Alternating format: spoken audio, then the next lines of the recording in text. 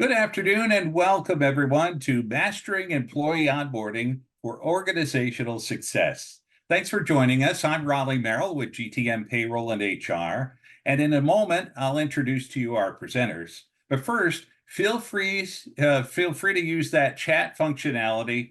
It's down at the bottom of the screen. You can ask questions within the chat. And at the end of today's presentation, we'll get to as many of the questions that you ask as we can. If we don't get to your particular question today, we'll be sure to follow up in the next day. Also, you'll receive an email later today with a link to watch a video recording as well as a PDF version of this presentation. Our presenters today are Theresa Diallo and Natalie Curtis. Theresa focuses on implementing strategies that support business objectives. She does this by managing recruiting processes, overseeing new hire onboarding and orientation, designing onboarding procedures and training programs, developing HRIS systems, infrastructures, forecasting staffing needs, and supporting employee relations. Natalie is a skilled business professional who values communication and integrity. She has more than 20 years of progressive business, human resources, benefits, and project management experience. Natalie's extensive work with mergers and acquisitions has developed her compliance and facilitation skills in transitioning and managing administrative functions such as benefits, retirement programs, HRIS systems, and payroll. And so let's get our presentation underway. And to do that, I'm going to turn things over now to our onboarding expert, starting with Theresa Diallo. Theresa. Hi, everyone. Thanks for being here today. So we'll jump right in. Employee onboarding is crucial for an organization to get right for many reasons. Overall, effective onboarding is a strategic investment that pays off in a lot of ways, with employee satisfaction, productivity, retention, ultimately contributing to the organization's success. So in my research and experience, I've encountered some common themes with frustrations for new hires when starting out with an organization. So department onboarding and corporate onboarding. So either the department onboarding doesn't really meet the quality of the corporate onboarding doesn't really, match up to the department onboarding. So, both corporate onboarding and department onboarding must be thoughtful, intentional, and organized. Technology issues, technology not being ready on day one, not being able to log in, not being able to access programs or training materials, not receiving good support from IT, IT not being available, IT not being, responsive, not having a clear directive of who to go to for questions and support. Is that the HR department? Is that the manager? Is that, your team? So these are some of the common frustrations that I see a lot. So proper onboarding should help new employees feel welcomed, feel valued, increasing their likelihood of staying with the company long term. Obviously, this enhances employee retention, reducing turnover rates, saving the organization time and money associated with, recruiting, training new hires. A structured onboarding process ensures that employees can quickly understand their roles and their responsibilities, how they're going to be successful in this new role. It accelerates the learning curve, allowing new hires to become productive members of the team faster. Effective onboarding helps employees feel connected to the company, the culture and mission.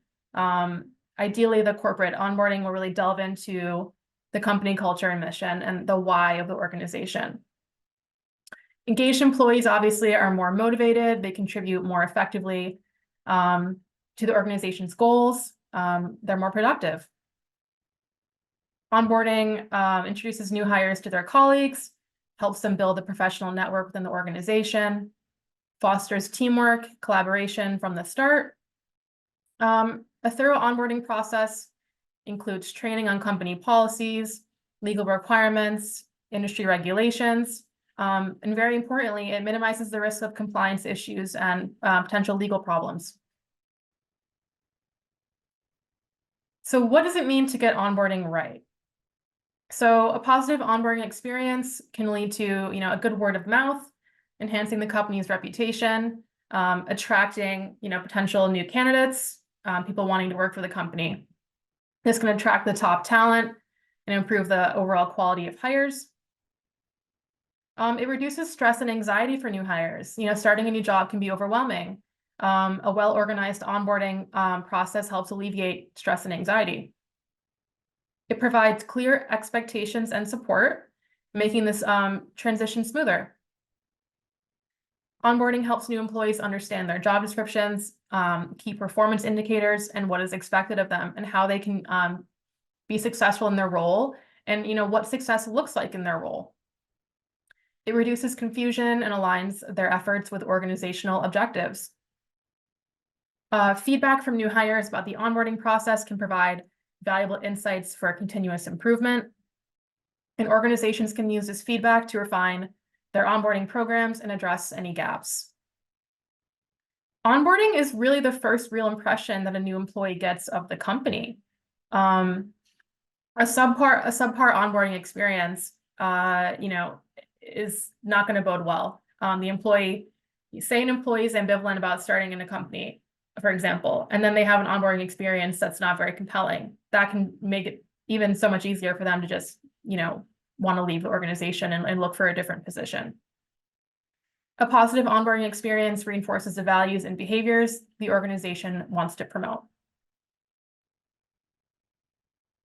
So now that we've established why onboarding is so crucial to your organization, let's get into how to do it effectively. Effective employee onboarding involves several best practices to ensure that new hires integrate smoothly into the organization, become productive quickly. Implementing these best practices can help create a positive onboarding experience that sets new employees up for success, fosters long-term engagement and retention. So here are some of the best practices. So during a new hires orientation, the corporate-wide program should be discussed. Onboarding must be clear and well thought out. HR oversees this, but ultimately it's up to the department to effectively onboard their employee in their role so that the new hire understands the expectations of their role and how to be successful. Departments should create their own onboarding plan, whether that's a checklist, whatever that looks like specific to the position, and follow through is important. There's not really a point in providing a new hire an onboarding checklist, if the manager does not check in with them on how it's going, if there are questions, if there's not enough context for each task on the checklist, you want to make sure that the new hire understands why they're doing everything as part of their onboarding, and the why behind each item and how it connects to the success in their role.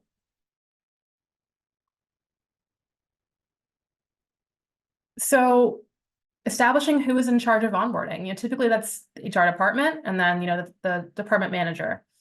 But, you can also incorporate the idea of a buddy, someone inside or outside the new hire's team that they can interact with.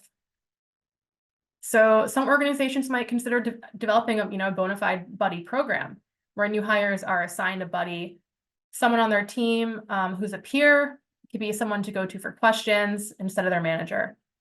The buddy can speak to the culture and the values of the organization, can share with the new hire things that they would have wanted to know when they started. The buddy and the new hire can have regular check-ins to establish how things are going. Something important to consider is that you'd want to make sure that, whoever is selected to be a buddy has the bandwidth to make sure that they have the time, to properly invest in this role to assist the new hire.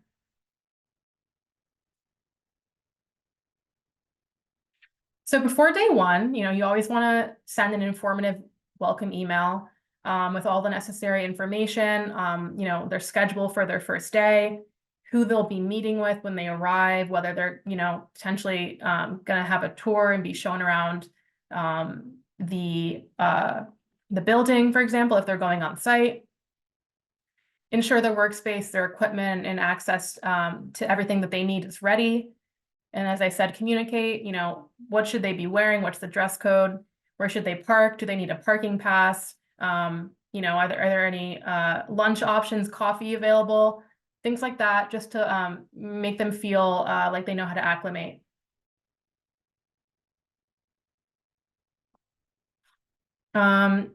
Providing a tour of the facility, maybe there's a designated person in the HR team, or maybe an executive assistant, for example, who is like the face of the first day. They meet the new hire, they show them around, they give them some, swag, like branded items, as part of the welcome.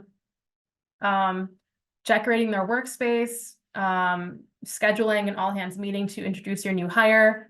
And then maybe their manager, takes them out for lunch. So you want to ensure that new hires receive the necessary training to perform their job effectively. This includes training on company policies, procedures, and compliance requirements. You want to train new hires on the tools and systems that they will use daily. You want to share the company's mission, the values, and the culture, and explain how their role contributes to the organization's goals. It's important to take it from the top level down, why, what is the why? What are the values? What is the mission? Make it actionable and specific to the individual. Connect the mission and the values to the employee's role, and how they in their role specifically contribute to the success of the organization. Organize team building activities or social events to help new hires integrate into the company culture. You want to clearly define the new hires' roles, responsibilities, and performance expectations. You want to present them a copy of their job description, and they can review it. Obviously ask any questions that they have, and then it is the best practice to keep a copy of their signed job description in their personnel file to revisit at a later time if there are any, questions, concerns, or issues with performance. Senior executives should explain how the organization drives performance. What reward structure does the organization use? What do they do for goal setting? Do they use SMART goals? Setting achievable short-term goals to give new hires a sense of accomplishment and direction. The hiring manager should address how to be successful. This is what success looks like in our organization. The first 6 months looks like this. This is what you'll want to deliver on. This is how I, as the hiring manager, will help you be successful. Managers should schedule regular check-ins with their new hires to provide feedback, answer questions, and address any concerns. Managers can have weekly one-on-ones. HR and the manager can also set up check-ins. So HR is supporting the manager in onboarding their new hire. HR is overseeing how the department onboarding is going. They can have check-ins at 30, 60, 90, 120. You can really, customize it to what makes sense for your organization. Consistency of one-on-ones between a manager and their new hire, helps ensure that the new hire feels supported and has what they need to succeed. And you always want to encourage new employees to share their feedback on the onboarding process, potentially, sending out new hire surveys, periodically to assess what their onboarding experience has been like. Arrange meetings with key departments to give new hires an understanding of how different parts of the organization work together. Allow new hires to shadow colleagues in different roles to gain a broader perspective. Sometimes new hires won't feel like the benefits were explained clearly enough as well. That's something that I hear a lot. The HR team, during new hire orientation should make sure to go into depth about the benefit packages. Whoever is the designated benefits person should connect with the new hire to assist them in enrolling in their benefits and answer any questions that they have. Collect feedback from new hires about their onboarding experience. As I've said, use this feedback to make continuous improvements to the onboarding process. Continue onboarding activities and support beyond the first few weeks to ensure the long-term success.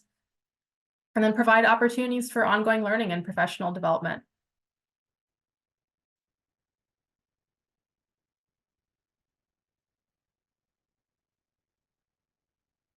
Hi, this is Natalie, transitioning a little bit now into some challenges for onboarding for remote employees. Uh, Very similar to everything that Theresa has gone through. We should definitely follow all of that, as well as really thinking through a structured approach to ensuring that the new employee feels connected, supported, and prepared to succeed in the remote environment. Uh, there's some additional things we might want to consider in thinking through that.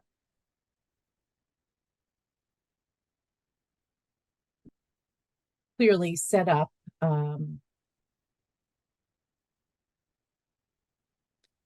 make sure everything is shipped. Thank you. Make sure that everything is shipped in advance and is working properly for the employee, a laptop, monitor, headset, whatever they might need to be successful. Schedule virtual meetings with the team members, key stakeholders, and leadership to help the new hire build relationships. Use video conferencing like Zoom or Microsoft Teams for face-to-face interactions. And ensure that the new employee is familiar with all of these communication tools. It's a big environment, and there are a lot of new things coming out all of the time. And so just knowing that they are comfortable with the tools that are provided is essential. And one of compliance related item, as we'll move into compliance in a bit, is the remote verification of the I-9 information. That can be done remotely, which is somewhat new starting in August of 2023. The employer must be a E-Verify member in good standing in order to opt to do remote I-9 verification. So that's something to really look into with remote employees, because we all know how important that the I-9 process is and for compliance. So moving on, of course, introducing to culture, values and mission through virtual presentations, or also resources that might be available. Schedule regular check-ins with their manager and team to provide feedback, address concerns, and offer support. Organize perhaps some virtual events, coffee chats, team building activities, happy hours, making them really feel part of a team.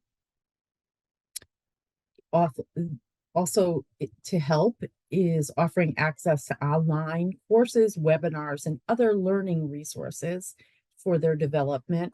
Also going to virtual conferences, workshops, and industry events are helpful to really engage the remote employee.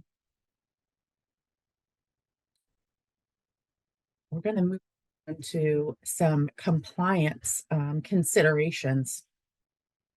There are several legal considerations when you're onboarding a new employee, and ensuring that you're compliant with all these is a key, certainly a key to success. I recommend using an onboarding checklist, and it's really more of a compliance onboarding checklist, and also incorporating a lot of the policies that are compliance related into an employee handbook is very useful. So for privacy purposes, it's important to protect personal information of the new employee in accordance with the data protection laws. Employees should sign confidentiality and non-disclosure agreements if that's applicable.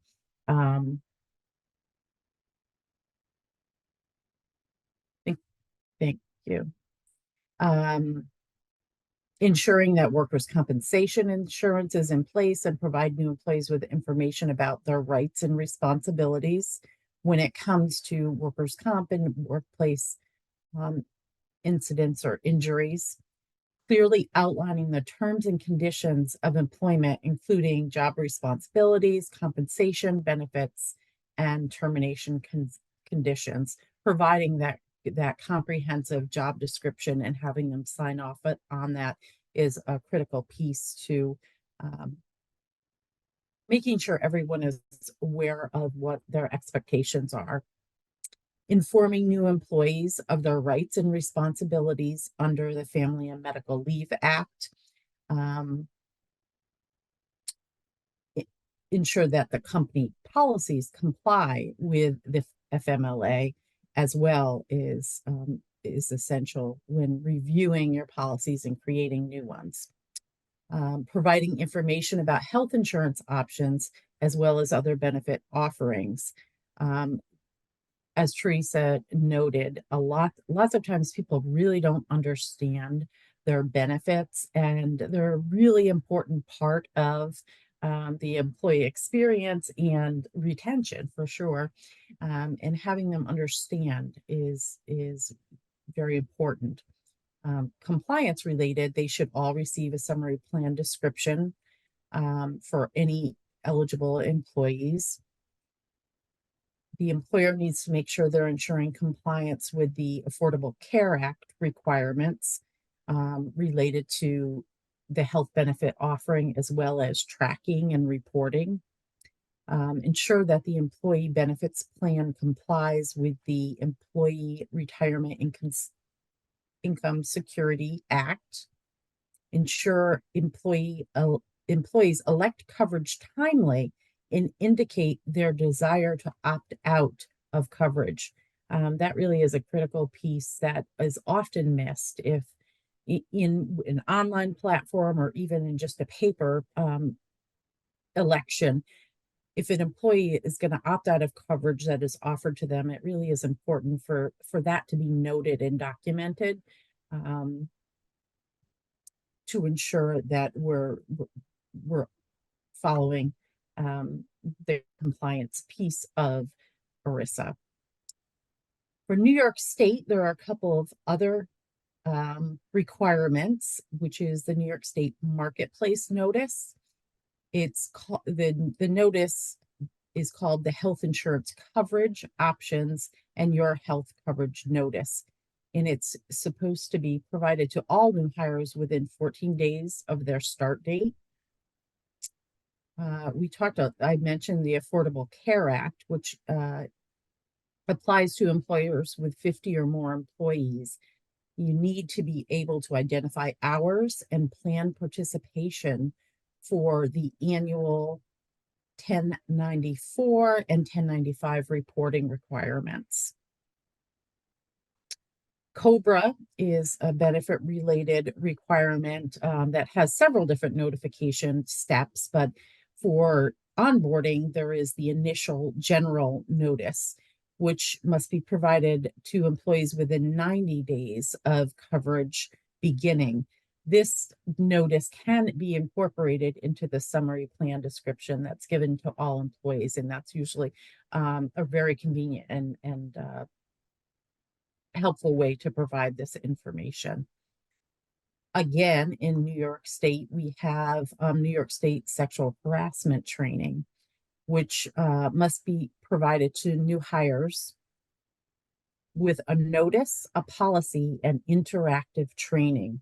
The recommendation on this is to provide prior to or on the very first day of employment for a new employee.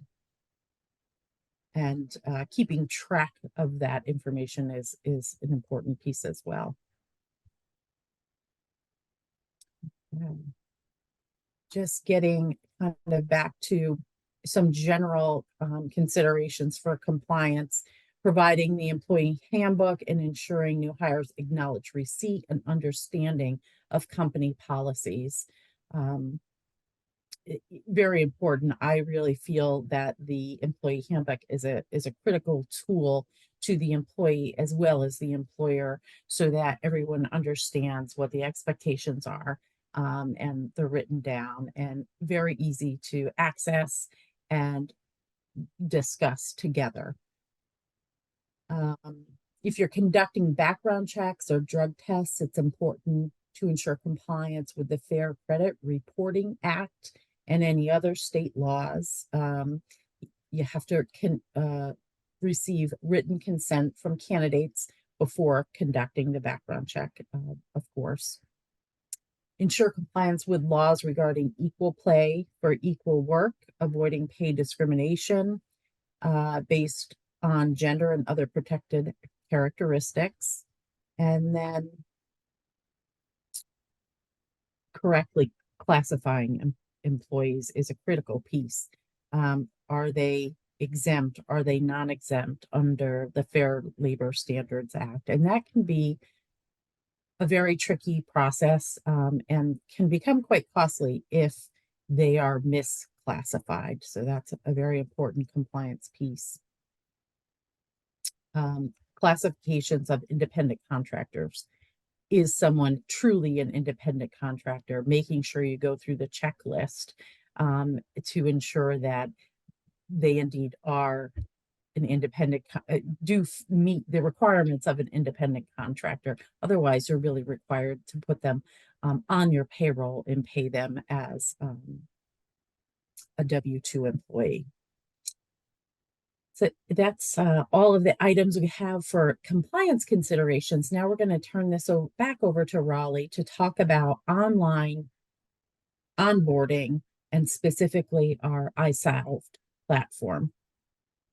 Thank you, Natalie. Thanks very much. And thank you as well to Theresa. We appreciate your valuable information today. And we'll get back to you in just a little bit with some of our questions. But first, let's take a brief moment to talk about how GTM software partner iSolved can make onboarding simpler and more accurate for you, and how that can help you engage with new employees with this online onboarding process.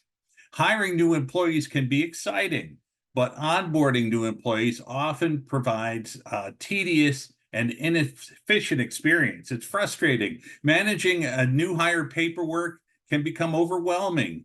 Keeping track of stacks of documents is not at all ideal. Look at the woman here on the screen. Her hands are thrown up in the air in frustration. Can you relate? Well, if you've done onboarding before, you ever tried to do it the old-fashioned way, I'm sure you can relate. And that's where an online solution like the one offered in GTM's iSolved software can help you.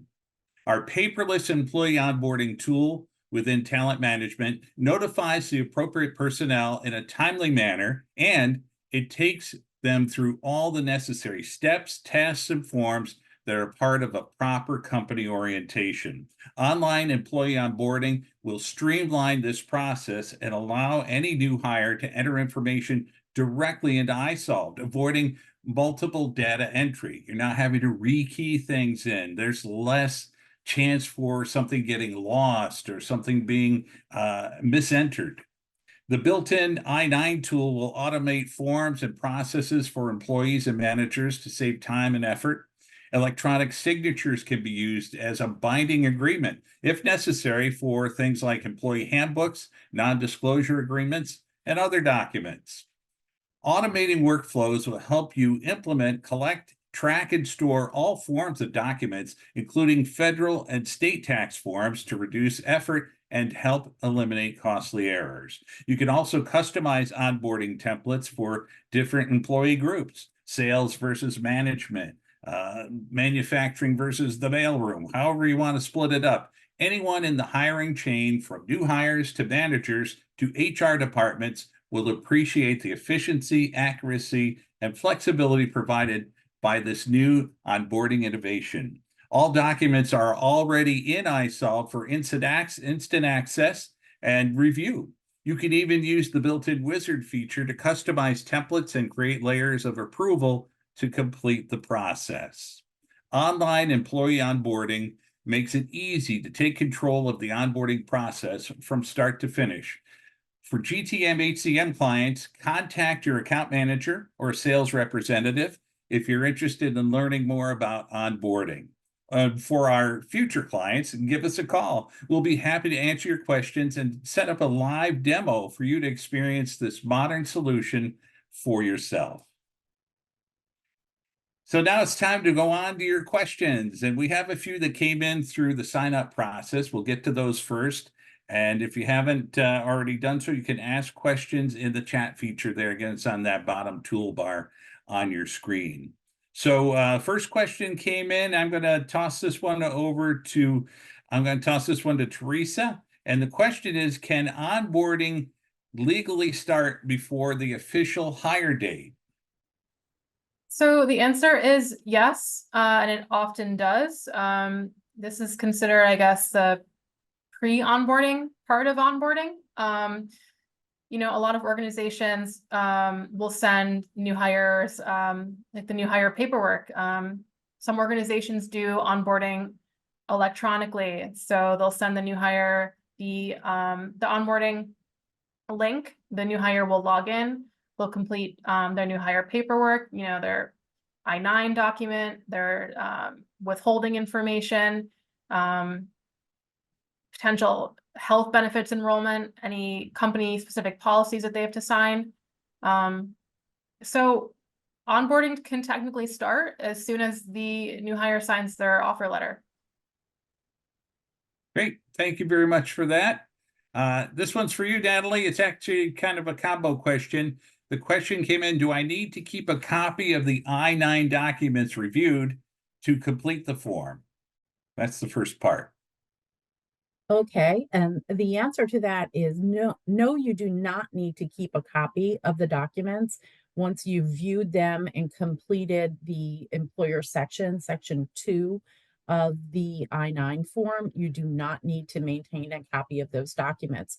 An important piece to keep in mind here, though, is if you decide not to keep a copy of the documents, you need to not keep a copy for all employees. If you decide to keep a copy of the documents, which you can do, you need to be consistent and do that for all employees as well.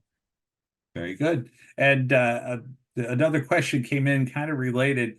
Can the I-9 form be kept in an employee HR file? No, the completed I-9 form should not be kept in an individual employee file. It should be kept separately in an I-9 file, which ideally is locked or, you know, has in a secure file cabinet, or even electronically, certainly secured electronically, but it should be kept separately according to from all active employees should be together, and then terminated employees should be kept separately. Thank you, Natalie. Okay, so we have no new questions. We have one that's very specific to a particular client, so we'll take that offline. But we don't have any other questions in the chat. We still have plenty of people in attendance and online with us. Does anybody have any more questions about onboarding for Theresa or Natalie?